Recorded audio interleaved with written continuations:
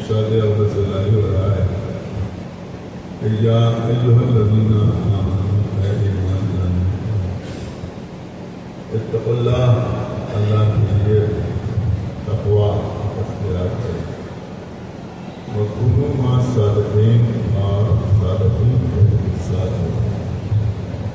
مسلسل تقوی کے موضوع پر آپ سے سلسلہ گفتگو جاری و ساری۔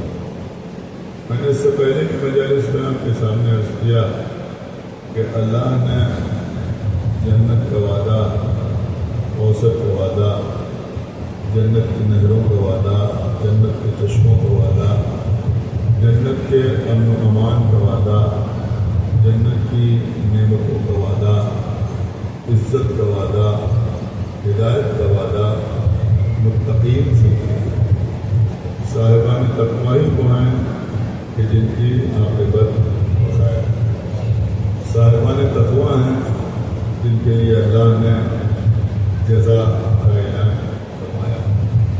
لہذا ہمارے لیے یہ ضروری ہے کہ ہم تقوی کے مفہوم کو سمجھیں۔ میں نے یہ بھی آپ کے خدمت میں عرض کیا تھا کہ تقوی کا مطلب یہ نہیں ہے کہ انسان اپنے عزیز و اقارب کو چھوڑ دے، مکمل طور پر دنیا سے کنارہ کشی اختیار کر لے، پہاڑوں کی آغوش میں چلا جائے، جنگلوں میں چلا جائے، یا ہر وقت مسجد میں اعتکاف کی صورت میں بیٹھا رہے اور ہاتھ میں تسبیح لے کر اللہ ہو کرتا۔ ہمارے ائمہ نے، ہمارے معصومین نے اس طرز زندگی کی مخالفت فرمائی، اسے اچھا نہیں سمجھا، اس سے اس لیے کہ پیغام یہ نہیں ہے کہ تم دنیا کو مکمل طور پر ترک کر کے دین کو اختیار کرو، بلکہ حکم یہ ہے کہ تم دنیا میں ہو مگر دنیا کو دین کے اعتبار سے اختیار کرو۔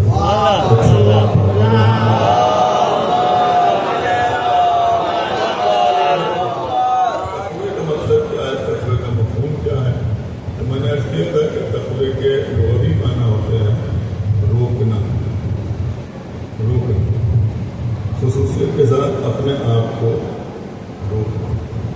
کس چیز سے روکنا؟ اب ظاہر سی بات ہے کہ اپنے کو روکنا، نماز سے روکنا، روزے سے روکنا، حج کرنے سے روکنا، اس کا نام تو تقویٰ ہوگا نہیں۔ مطلب یہ ہوگا کہ اپنے کو گناہوں سے روکنا، اس کا نام تقویٰ۔ اب عزیزوں، جو عارفین گزرے ہیں انہوں نے تقوی کی بنیاد یہ بیان کی کہ تقوی کی بنیاد کیا ہے، یعنی تقوی کا آغاز کہاں سے ہو سکتا ہے۔ میں نے کہا کہ تقوی کا آغاز اس سے ہوتا ہے کہ سب سے پہلے اپنی زبان کو روکو۔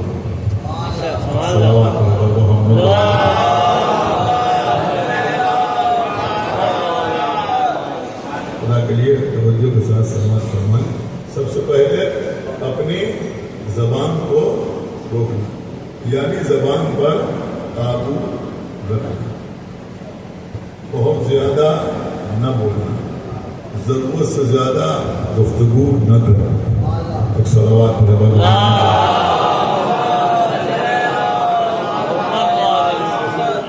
بہت سے اقوال معصومین ہمارے سامنے ہیں۔ دیکھیے، ایک بات میں آپ کی خدمت میں عرض کروں، جہاں تک گناہوں کا سوال ہے، آپ سنتے ہیں گناہان صغیرہ بھی ہیں، گناہان کبیرہ بھی ہیں۔ گناہان صغیرہ کیا ہیں، گناہان کبیرہ کیا ہیں، اس سلسلے میں بہت سی کتابیں بھی لکھی گئی ہیں۔ لیکن کسی نے جب امام معصوم سے پوچھا کہ گناہ کبیرہ کیا ہے، کبیرہ کا مطلب بڑا، مطلب گناہ کبیرہ کیا ہے، بڑا گناہ کیا ہے، آپ کو معلوم ہے امام نے کیا ارشاد فرمایا؟ کہ اب آپ داد کے لیے نہ سنیے بلکہ اصلاح کے لیے سنیے، بلکہ ان کی بات پوچھا کہ گناہ کبیرہ کیا ہے، تو امام نے فرمایا گناہ کبیرہ وہ ہے جسے کرنے والا چھوٹا سمجھے۔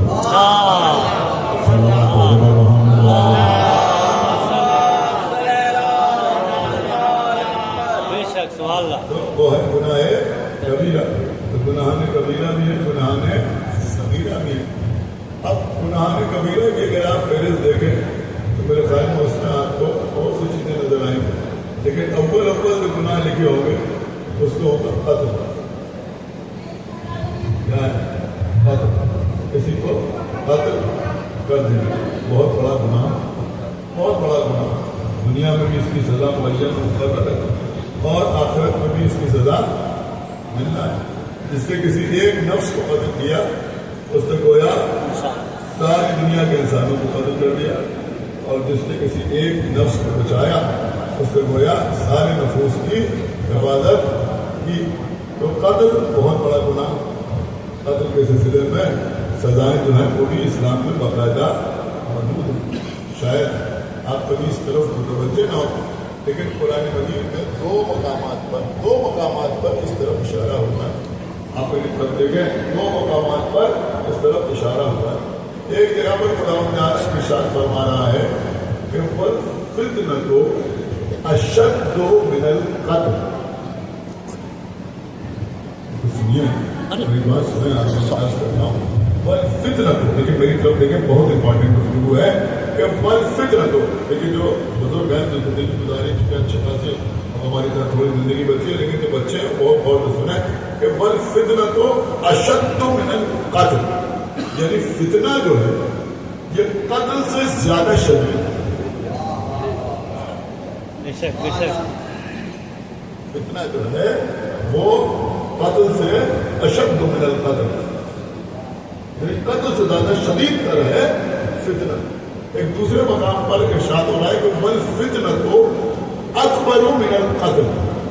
فتنہ جو ہے وہ قتل سے اکبر ہے، یعنی قتل سے بڑا گناہ ہے. صلوات محمد.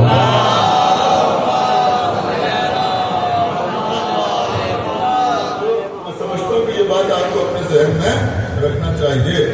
اب فتنہ، اب آپ میرے خیال میں خود ہی سمجھ سکتے ہیں اگر غور کریں کہ فتنے کا مطلب کیا ہوتا ہے. فتنے کا مطلب یہ ہوتا ہے کہ مسلسل صلوات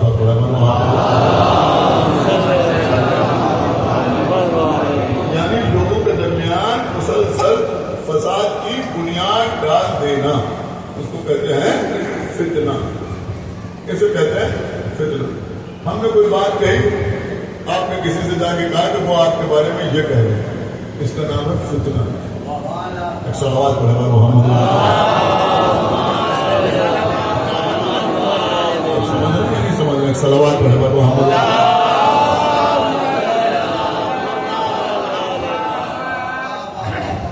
آپ نے سماج کے درمیان کوئی ایسا جملہ کہا اور آگے بڑھ گئے کہ لوگ آپس میں بحث کرنے لگے اور آخر میں دستوں گریبان ہو گئے، اس کا نام ہے فتنہ. سمجھ رہے آپ؟ اس کا نام ہے فتنہ. مجھے آپ بالکل معاف فرمائیں، سوشل میڈیا پر بھی یہ کام ہوتا ہے.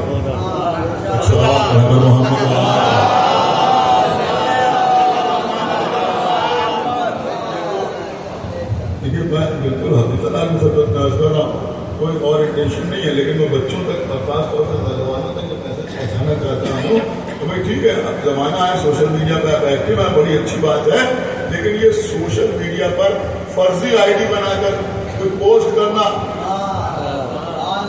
سمجھ رہے ہیں آپ، یہ ہے فتنہ. صلوات پڑھے محمد.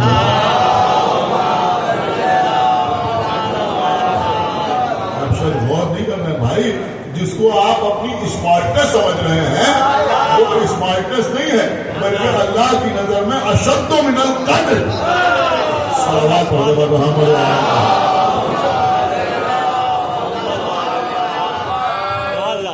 صلوات اور پڑھے محمد.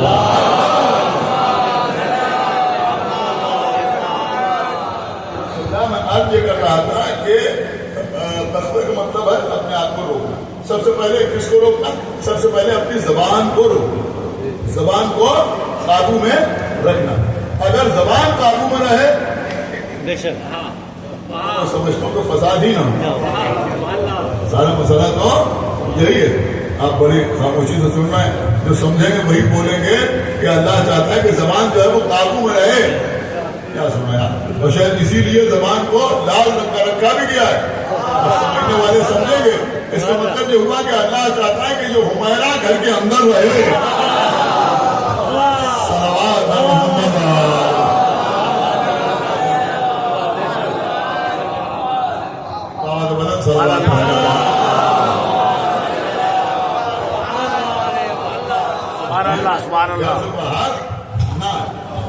گھر سے باہر نہ آئے، اسی لیے 32 پہرے دار بٹھا دیے گئے ہیں.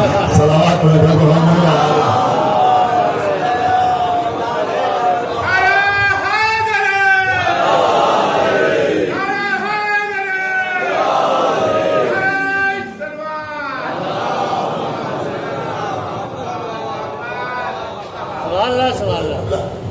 یہ میں اخبار معصومین آپ کو سنا رہا ہوں. آپ کے چھوٹے امام جعفر صاحب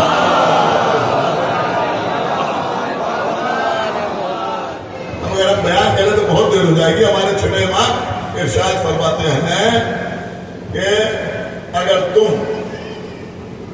جو بھی سمجھنا آپ کا کام ہے، اگر تم سماج میں، اگر تم لوگوں کے درمیان، اگر تم عوام کے درمیان اپنی عزت،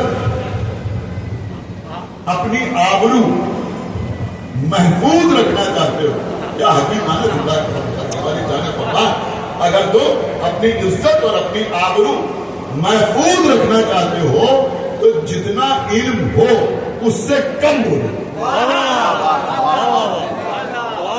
صلوات پڑھتے ہوئے رحمت اللہ علیہ.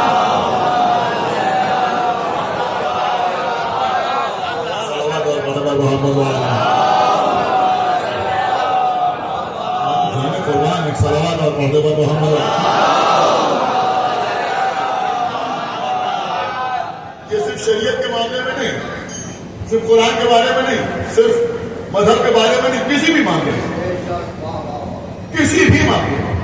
وہ سیاسی معاملہ ہو، اقتصادی معاملہ ہو، سماجی معاملہ ہو، کوئی بھی معاملہ ہو، اگر لوگوں کے درمیان گفتگو کر رہے ہو تو بھائی جتنا علم ہے اس سے کم بولو، جتنا علم ہے اس سے کم بولو. اور اگر تم جتنا علم ہے اس سے کم بولو گے تو تمہاری عزت آبرو محفوظ رہے گی. یہاں ہمارا عالم یہ ہے کہ علم نہیں ہے تب بھی بول رہے ہیں.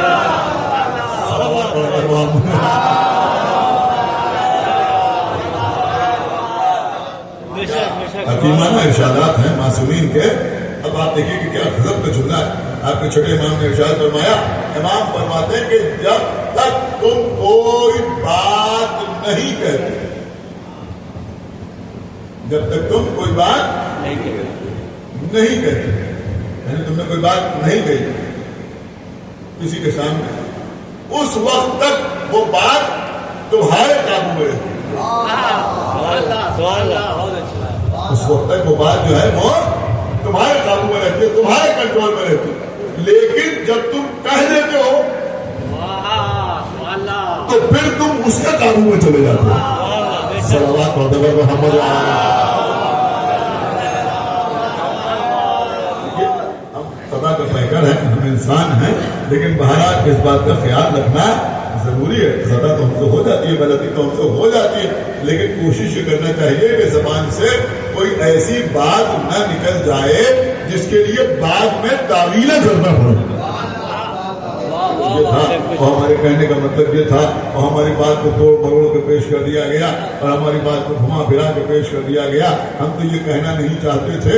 اس کا مطلب یہ ہوا کہ یہ ساری باتیں کہنے سے پہلے سوچ لی جائیں، سوچ لی جائیں. امام فرماتے ہیں بھائی تقوی کا مطلب یہی ہے. تقوی کا مطلب سب سے پہلے یہ کہ اپنی زبان کے اوپر قابو رکھا جائے، قابو رکھا جائے. ایک حدیث اور سن لیجیے پوری توجہ کے ساتھ. پیغمبر اسلام نے فرمایا کہ دیکھو اگر تم اپنی عزت آبرو محفوظ رکھنا چاہتے ہو تو 3 مواقع پر 3 چیزوں پر قابو رکھو. 3 چیزوں پر قابو رکھو. جب کسی بزم میں بیٹھو تو زبان پر قابو رکھو.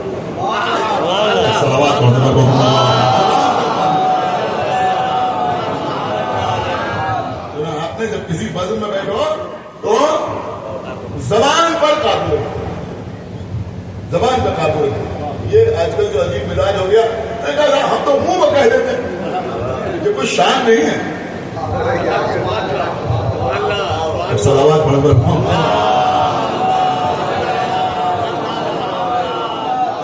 کیا سمجھتے ہیں صاحب، ہم تو بالکل منہ پہ کہہ دیتے. ارے بھائی منہ پہ جو کہہ دیتے ہیں یہ کوئی اچھی بات تھوڑی ہے. لکھنؤ بیٹھے ہوئے ہیں، آپ اردو نہیں جانے گا تو کون جانے گا؟ جملہ آپ کی خدمت میں عرض کر رہا ہوں. دیکھیے حاضر جواب ہونا صفت ہے، منہ پھٹ ہونا ہے. صلوات پڑھے گا محمد. میری باتوں کو، آج کی باتوں کو بہت غور سے سننا. جو میں بتا رہا ہوں کہ منہ پھٹ ہونا کوئی اچھی بات نہیں ہے. امام نے ارشاد فرمایا اس شخص پر، اللہ بہت پر سنیے، اس شخص پر. دیکھیں اس میں ہر قسم کے لوگ آتے ہیں، ہر قسم کے لوگ آتے ہیں. عوام الناس بھی آتے ہیں، شعراء بھی آتے ہیں، خطبہ بھی آتے ہیں، علماء بھی آتے ہیں، مولوی بھی آتے ہیں. ہر طرح کے لوگ اس کے دائرے میں آتے ہیں. بہت غور سے سنیے جو میں عرض کر رہا ہوں.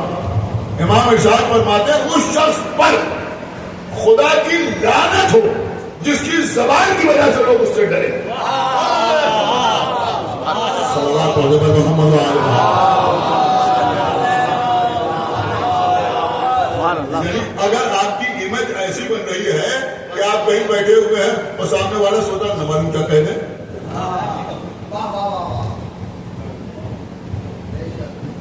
دسترخوان پر بیٹھے ہیں، کسی کے ڈرائنگ روم میں بیٹھے ہیں یا کہیں بیٹھے ہوئے ہیں، بات چیت ہو رہی ہے اور آپ کی امیج ایسی بن گئی کہ 4-5 آدمی جہاں وہ سوچا نہ معلوم کیا کہہ دیں.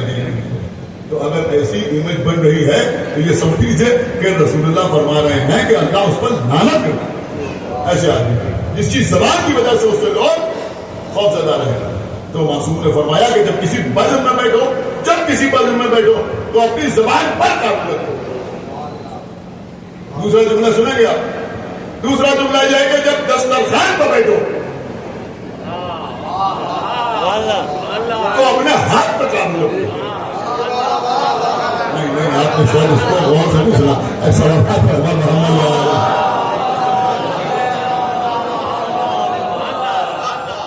ہاتھ نہ چلاؤ. ایک صلوات پڑھو.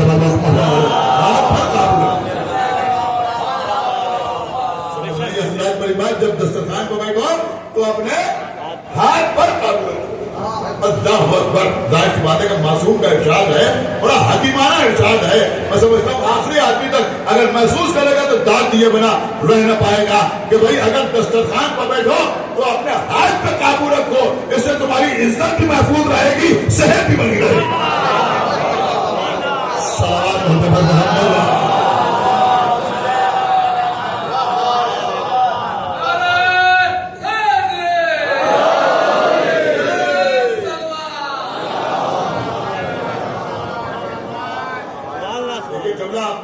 بڑھانے کے لیے لوگ پتہ نہیں کیا ڈالا کرتے ہیں اس کے اوپر. یہ نہ کھائیے، وہ نہ کھائیے، وہ نہ کھائیے، وہ نہ کھائیے. اب یہ میرا مطلب نہیں ہے اگر کوئی ڈائبٹک ہے تو اسے تو شکر سے پرہیز کرنا ہی. کوئی بیچارہ ہارٹ پیشنٹ ہے تو اسے فیٹ سے پرہیز کرنا ہے، اسے چکنی چیزوں سے پرہیز کرنا ہے. وہ سب الگ معاملہ ہے. اگر بیمار ہے تو اس سے پرہیز، اس سے پرہیز. لیکن اچھے بھلے آدمی کے لیے، اچھے بھلے آدمی کے لیے اس کی زندگی کا لطف ہی ختم ہو جائے. اگر آپ ان کے اعتبار سے چلیں تو کچھ کھا ہی نہیں سکتے. صلوات پڑھنا. لیکن اس کے ساتھ ساتھ ہمارے چھٹے امام ایک صلوات پڑھنا. یہ کوئی دو ہی نام نہیں لے رہا ہوں. بات یہ ہے کہ بنی امیہ اور بنی عباس کے درمیان اقتدار کے سلسلے میں رساکشی ہو رہی تھی. لہٰذا سب سے زیادہ ہمارے یہاں جو احادیث ہیں وہ ہمارے پانچویں اور چھٹے امام ہی سے. لہٰذا بار بار نام جو ہے وہ سرکار صادق آل محمد ہی کہتا ہے. تو آپ نے ارشاد فرمایا کہ اگر زیادہ جینا چاہتے ہو تو کم کرو. آپ نے مطلب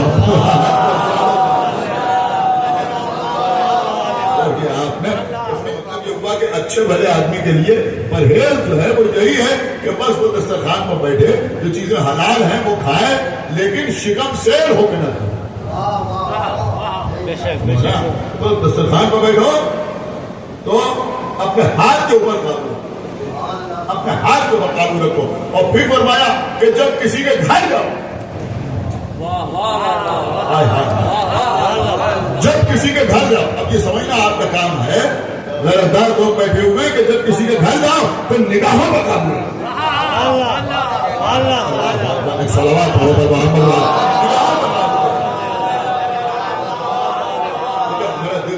تھوڑا سا اس رخ سے بھی تقوی کے اوپر کوئی گفتگو ہو جائے کہ جب کہیں جاؤ، کسی کے گھر جاؤ تو وہاں نگاہوں پر قابو رکھو. خانہ کعبہ ہے، حج کا زمانہ ہے، لوگ کعبے کا طواف کر رہے ہیں، اس میں مرد بھی ہیں، خواتین بھی ہیں، لوگ کعبے کا طواف کر رہے ہیں۔ دوسری خلافت کا زمانہ ہے، خلیفہ وقت کعبے کے باہر اپنے کیمپ لگائے ہوئے ہیں، یہاں طواف ہو رہا ہے، مولا علی طواف کعبہ میں مصروف ہے۔ علی نے دیکھا کہ ایک شخص نے جو احرام تو باندھے ہوئے تھا، طواف بھی کر رہا تھا، لیکن اس نے کسی خاتون کی طرف نامناسب انداز سے دیکھا۔ جب مولا علی نے اسے دیکھتے ہوئے دیکھا تو آگے بڑھ کے ایک زوردار تماچا اس کے رخسار کو مارا۔ اس کا مطلب یہ ہوا کہ یہ ایسا جرم ہے جس کی فوراً سزا دیتا ہے معصوم۔ سمجھ رہا؟ مولا علی نے اس کے رخسار پر تماچا مارا۔ اب وہ شخص جو تھا وہ دولت مند تھا، پیسے والا تھا، بڑے خاندان سے تعلق رکھتا تھا، لوگ اس کی دولت کی وجہ سے، اس کی ثروت کی وجہ سے اسے جھک جھک کے سلام کرتے تھے۔ اب بڑے مجمع میں، اتنے بڑے مجمع میں مولا علی نے اس کے رخسار پر تماچا مار دیا۔ اب علی سے تو کچھ کہہ نہیں پایا، لیکن تلملا گیا، تلملا گیا اور طواف چھوڑ کے باہر آیا، طواف چھوڑ کے باہر آیا، خلیفہ وقت کے پاس پہنچا اور جانے کے بعد کہنے لگا کہ ایسا ایسا ہوا، علی نے میرے تماچا مار دیا۔ وہ کہہ بھی تو سکتے تھے، تنبیہ بھی تو کر سکتے تھے، انہوں نے تو سیدھے سیدھے میرے رخسار پر تماچا مار دیا۔ آپ کو معلوم ہے دوسرے خلیفہ نے کیا کہا؟ نام آپ اسے بہتر طریقے سے جانتے ہیں، کیا کہا؟ انہوں نے کہا کہ ارے بھائی عین اللہ نے دیکھا، ید اللہ نے مارا۔ عین اللہ نے دیکھا، عین اللہ نے دیکھا، ید اللہ نے مارا، اس پہ میں کیا کر سکتا ہوں؟ لیکن واقعات میں یہاں پہ تباہ ہو گیا۔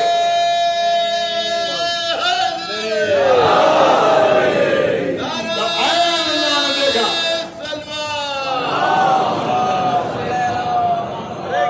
اور ید اللہ نے مارا، اب اس میں میں کیا کر سکتا ہوں؟ آج جو کچھ لوگ آتے ہیں ہم سے کہتے ہیں مجلس میں ذرا سمجھ کے فضائل پڑھیے، زیادہ آگے بڑھ کے نہ بڑھیے۔ سن رہے یار، کہیں ایسا نہ ہو کہ لوگ غالی ہو جائیں، کہیں ایسا نہ ہو کہ لوگ نصیری ہو جائیں۔ ہم نے تو نہیں دیکھا کہ کبھی کوئی فضائل سن کے نصیری ہو گیا ہو، ہم نے تو نہیں دیکھا، نہ ہم نصیری، نہ ہمارے آبا و اجداد نصیری، نہ نصیریوں سے ہماری کوئی رشتہ داری، نہ ہمارا نصیریوں سے کوئی تعلق۔ لیکن ہمیں یہ معلوم ہے کہ یہ نصیری جو ہیں، یہ علی کے فضائل کے سمندر میں ڈوب گئے، یہ علی کے فضائل کے سمندر میں ڈوب گئے۔ یا پھر یوں کہا جائے کہ یہ نصیری وہ ہیں کہ جنہیں فضائل کے دریا میں تیرنا نہیں آتا، انہیں تیرنا نہیں آتا، یہ ڈوب گئے۔ ظاہر سی بات ہے کہ جب ڈوب گئے تو ہلاک ہو گئے، جب ڈوب گئے تو ہلاک ہو گئے۔ لیکن ایک جملہ ضرور میں آپ کی خدمت پیش کروں گا، ارے بھائی نصیری فضائل کے دریا میں ڈوب کے مرا، مقصر نالے میں ڈوب کے مرا۔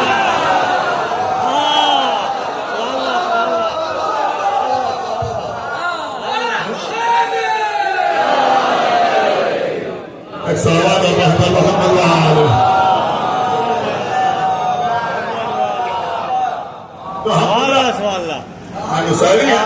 نصیریوں کو سپورٹ کرتے ہیں، لیکن جہاں تک یہ معاملہ ہونے کا ساتھ یہ نہ پڑھیے، ذرا سا مولا علی کے فضائل بیان کیجئے، وہ لوگ پریشان ہونے لگتے ہیں۔ وہ چاہتے کیا ہیں؟ وہ چاہتے ہیں کہ بس وہی فضائل پڑھے جائیں کہ بخاری میں لکھے۔ آپ سنی نہیں شاید، ایک صلوات پڑھے بس وہی فضائل پڑھے جائیں جو مسلم میں لکھے ہیں۔ ہم وہ بھی پڑھے جاتے ہیں، وہ بالکل الگ میٹر ہے، وہ بھی پڑھے جاتے ہیں، لیکن جو شیخ مفید نے لکھا وہ نہ پڑھے، جو شیخ صدوق نے لکھا وہ نہ پڑھے، جو علامہ قرائن نے لکھا وہ نہ پڑھے۔ جو مقدسیات بیلی نے لکھا وہ نہ پڑھے, جو علامہ مجلسی نے لکھا وہ نہ پڑھے, جو ہمارے علماء نے لکھا وہ نہ پڑھے. قاضی صاحب کی معرفت کی باتیں نہ کیجیے, اس لیے کہ اگر آپ یہ سب پڑھیے گا تو لوگ غالی ہو جائیں گے, لوگ مثالی ہو جائیں گے. بس سیدھی سیدھی باتیں پڑھیے. ان کے کہنے کا ساتھ ساتھ معاملہ یہ ہوتا ہے کہ اہل بیت کے جو انسانی فضائل ہیں, انسانی فضائل جو بشری فضائل ہیں, بے شک ان کا بھی جواب نہیں, اس میں بھی کوئی ان کی برابری نہیں کر سکتا, بس وہی پڑھیے. اس کے علاوہ معارف نہ پڑھیے, اس کے علاوہ روحانیت نہ پڑھیے, اس کے علاوہ نورانیت نہ پڑھیے. ہمیں یہ بتاؤ کہ خلیفہ نے کیا کہا خلیفہ نے؟ انہوں نے کہا کہ عین اللہ نے دیکھا, عین اللہ نے دیکھا, عین اللہ نے دیکھا, ید اللہ نے مارا. تو اب تم کیا چاہتے ہو کہ ہم ان سے بھی کہیں گزرے ہو جائیں؟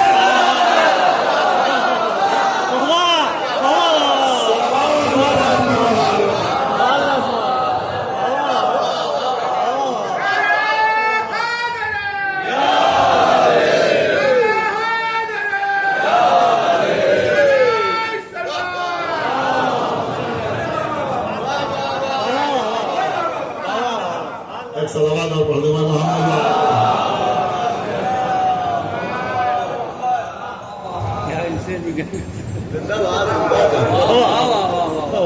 وہ کہہ رہے ہیں عین اللہ نے دیکھا, وجہ اللہ نے مارا. خود میرے مولا نے فرمایا کہ میں عین اللہ ہوں, میں وجہ اللہ ہوں, میں لسان اللہ ہوں, میں ید اللہ ہوں. نبی نے فرمایا یا علی انت عین اللہ, انت وجہ اللہ, انت لسان اللہ, انت نفس اللہ. صلوات پڑھنے پر محمد وعلیہ. اور پھر مولا علی کا ذکر, مولا علی کا تذکرہ.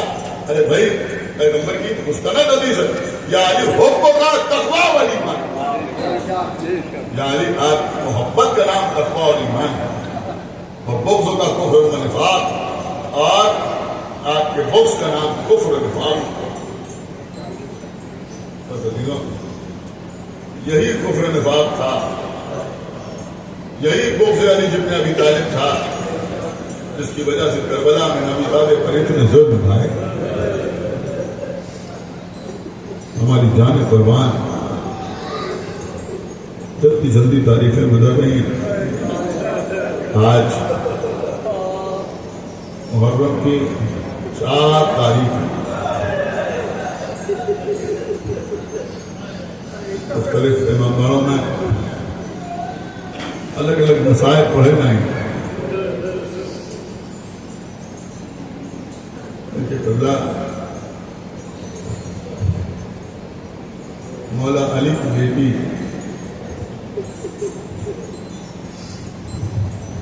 جناب ام البنین کی دختر مولا عباس کی بہن مسلم ابن عقیل کی زوجہ, اللہ نے 4 بیٹے عطا کیے.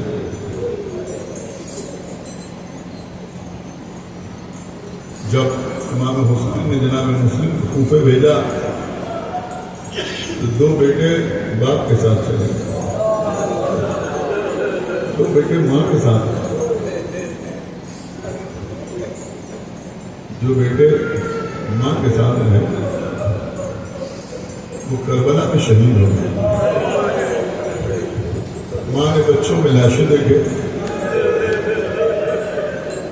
روئی, گریہ کیا, آنسو بہائے. شاید میں نے یہی عرض کیا تھا کہ صاحب مالی سبتائی نے لکھا ہے کہ مسلم کی ایک بچی بھی, اس کا نام عاتقہ تھا, کربلا میں تیر ستم سے شہید ہو گئی. بچی کو بھی آنسو بہا دیے. لیکن وہ 2 بچے جو اپنے بابا کے ساتھ کوفے گئے تھے, ان کی کوئی خبر نہیں کہ وہ بچے کہاں گئے. میں مکمل شہادت نہیں کہوں گا, صرف اشارہ کروں گا عزیزوں. لیکن ماں تو ماں ہوتی ہے, ماں کے جذبات ہی الگ ہوتے ہیں. اگر کسی ماں کا بچہ مر جائے ماں کو یقین آ جاتا ہے کہ میرا بچہ مر, یقین نہیں آتا, روتی ہے, زندگی بھر روتی ہے, لیکن دھیرے دھیرے صبر بھی آ جاتا ہے. لیکن ماں کا بچہ خدا نہ خواستہ کھو جائے، اگر کچھ حالات ایسے ہوں کہ گھر والوں کو احساس ہو کہ وہ بھی شاید مر گیا، تو سب یہ مان لیتے ہیں کہ وہ مر گیا مگر ماں نہیں مانی۔ ہمیشہ اسے یہی امید رکھتی ہے ایک دن میرا بیٹا آئے گا ضرور، 1 سال ہو جائے، 2 سال ہو جائے، 3 سال ہو جائے، 10 سال ہو جائے، ماں ہمیشہ یہ سمجھتی ہے میرا بچہ ضرور آئے، ہر آہٹ پر ماں سمجھتی ہے میرا بچہ آ گیا۔ زوجہ مسلم جو 2 بچے مارے گئے، جو بیٹی ماری گئی، قتل ہو گئے، سامنے لاشیں آ گئی، تو معلوم ہو گیا کہ شہید ہو گئے، لیکن جو 2 بچے کوفے گئے تھے ان کی کوئی خبر نہیں، وہ بچے کہاں ہیں؟ اب انتظار ہے کہ میرے بچے آئیں گے۔ شام کے زندان میں رہی، بیویوں سے یہی کہتی تھی کہ ہم سب تو یہاں ہیں لیکن ہمارے بچے پتہ نہیں کہاں۔ قافلہ لوٹ کے مدینے آیا، پھر بھی انتظار کرتی رہی میرے بچے کبھی نہ کبھی آئیں گے ضرور، مجھ سے ملاقات ضرور ہوگی۔ اور ادھر محمد ابراہیم جن کے روزے مسیب میں عراق میں موجود ہیں، عزیزوں یہ بچے خدا لعنت کرے حارث ملعون کا، جس کی زوجہ نے بچوں کو پناہ دی تھی، اپنے ہاتھ سے کھانا کھلایا تھا، بستر لگا کے سلایا تھا، لیکن رات میں یہ ملعون آیا۔ جب معلوم ہوا کہ مسلم کے بچے ہمارے گھر میں پوشیدہ ہیں، دونوں بچوں کے بال بدل کے کھینچتا ہوا شاہ خانہ میں لایا، عزیزوں اور رخساروں پر تماچے مارے، بچوں کو ایک سکون کے ساتھ باندھ دیا، رات بھر یہ بچے کھڑے رہے۔ صبح کو لے کے چلا بچوں کو قتل کرنے کے لیے، فرات کے کنارے آیا۔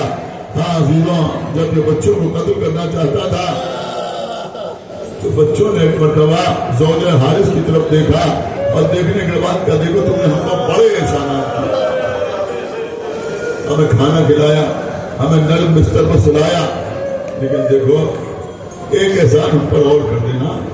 اے شہزادے کیا آتا جب ہم قتل کر دیے جائیں تو ہمارے یہ خون میں بھرے ہوئے کرتے اتار دینا،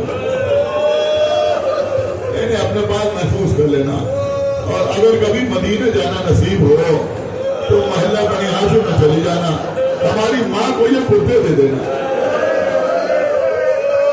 اس لیے کہ ہماری ماں ہمارا انتظار کر رہی ہوگی۔ زوجہ حارث نے کہا بچوں میں پہچانوں گی کیسے؟ کہ تم بس کرتے لے کے چلی جانا محلہ بنی ہاشم میں، تم خود ہمارے